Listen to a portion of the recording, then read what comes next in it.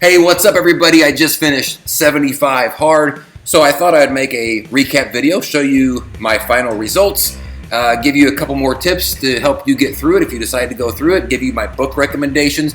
There's one book that I think is an absolute must if you are going to be doing 75 hard, and a couple of tips that maybe you haven't heard before that I think you're going to find extremely imperative to helping you get through this program. If you do me a favor though, if you find this video to be helpful, please hit like on it and maybe even the subscribe.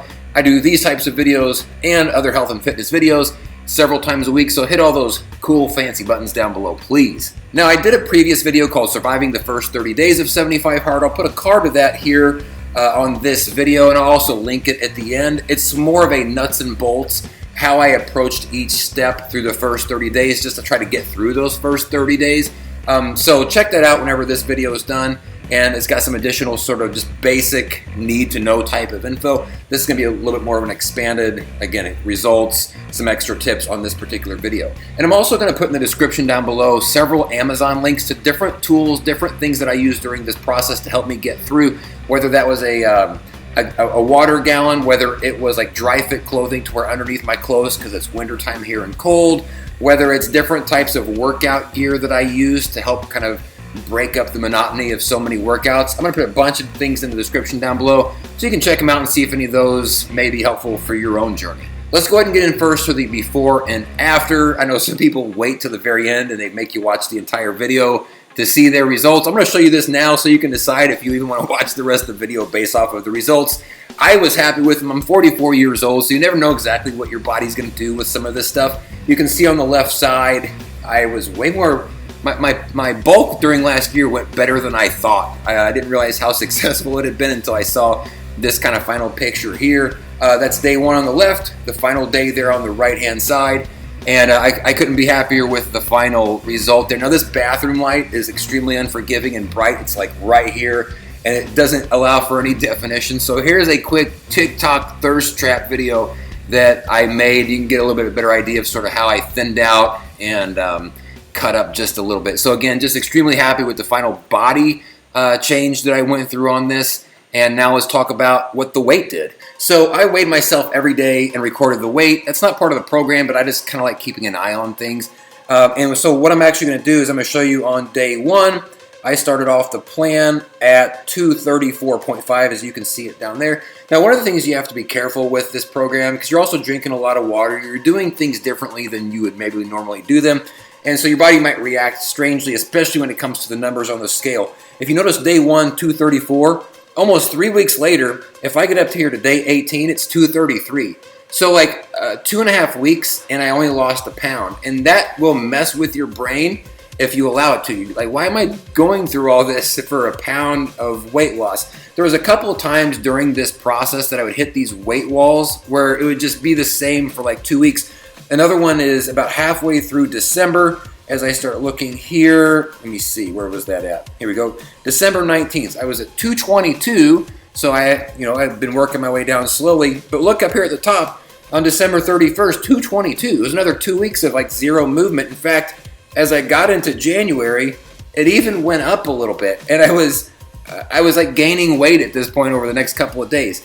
And this will really demotivate you if you allow it to. Now, if you go to the very end of the program, you can see here I made it down to under 220, which was what I was hoping to do. I got down to 218. But be careful with these numbers. And this is why the daily pictures are so important, because a lot of times I would feel down because the numbers weren't moving or they were moving in the wrong direction. And I would take day one picture and compare it to whatever day I was on at that point to remind me of like the numbers don't really matter if the body's doing what I want it to do. And so they were great reminders to keep myself on track and go like, okay, this is actually worth it. So I think the weight is a good thing to track, but don't put all your, all your stock into a bucket or whatever. That's like take it for what it is, but rely on the pictures more than the actual numbers here. But I was happy with not just the way that the body changed, but in the end, I was happy with where the weight ended up at. That's kind of where I was hoping to be. Now I'm going to go over the books that I read here.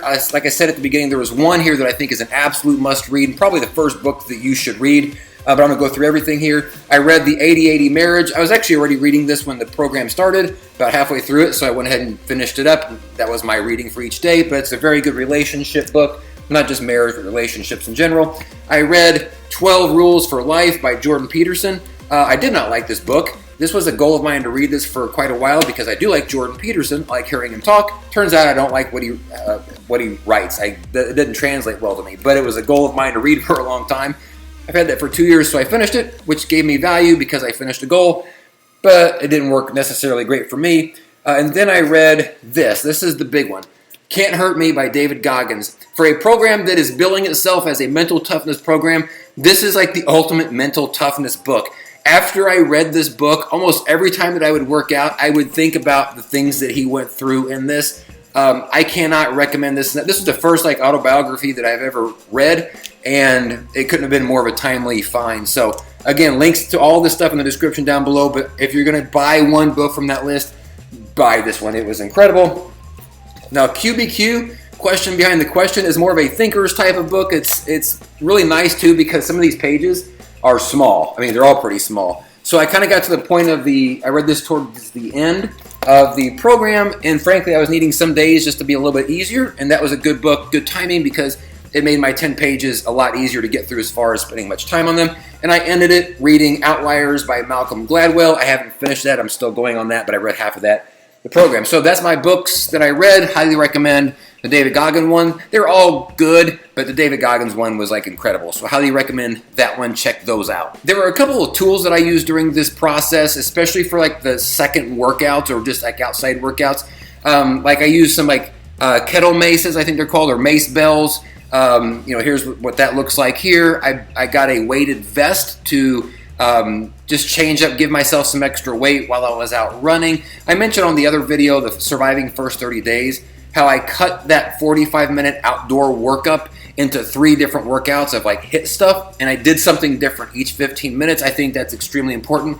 But these extra tools, I also use jump rope, just help me to kind of mix some of these things up. So links in the description down to several of those below as well. I highly recommend. That way it just kind of keeps your mind fresh and you're not just going through sort of this numb workout where you've been doing it so many times that you're not even thinking about it. You want to make sure that the effort and intensity stays high. These tools will help you do that. And also, since we're talking about the second outdoor workout, the one thing I wanted to mention is it's a lot of time for thinking. And what I actually found is I thought of a couple of new YouTube things that I could create just as I was out running or doing different things. So I've actually got 2 new video series that I've been working on that are pretty big projects that I had time to sort of actually think through whenever I was out there just running or walking or whatever the thing was that I was doing. So, use that time not just for listening to music all the time, but maybe take the earbuds out and use it for just sort of internalization of your own thoughts, thinking about life, thinking about the people you love, thinking about your goals and what you want to do. I actually found that some of my best ideas, I think,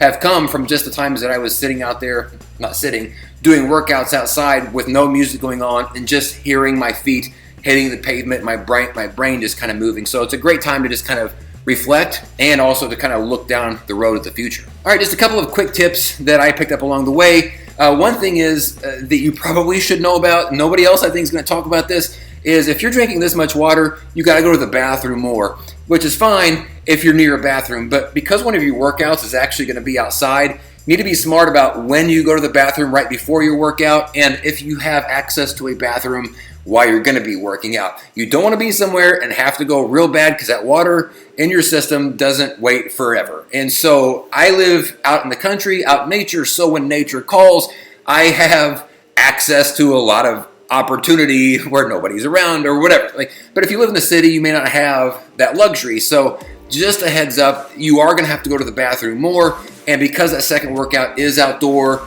you might find there are times that you are in a bit of a pickle because I shouldn't say pickle here, because things are going to get, your body's going to want to get rid of that excess liquid, and you're going to need a place to figure out how to do that. I'm not sure how to phrase that appropriately, but plan your pee. Is that maybe what I should call this chapter? It's going to happen. Just a heads up on that. Now, the last thing I wanted to mention here was that somebody left a comment on my Surviving the First 30 Days that with young kids, they thought it would be really hard to do this program, and I tend to probably agree. My kids are somewhat grown, and I have a job that's fairly flexible throughout the day, so I can kind of pick and choose whenever I wanted to do my workouts. But if you work a pretty consistently timed job, a 9 to 5 or 9 to 6 or whatever, you're bound to basically do one workout in the morning and one workout in the evening. And if you got kids on either side of that, things can get kind of interesting. So It's not impossible, but I do think that it is going to be more of a challenge for folks that have a more sort of stringent work schedule and kids that are demanding more of their time. Again, not impossible, but if you're considering this, I think that is something you should think about, that if you're going to try it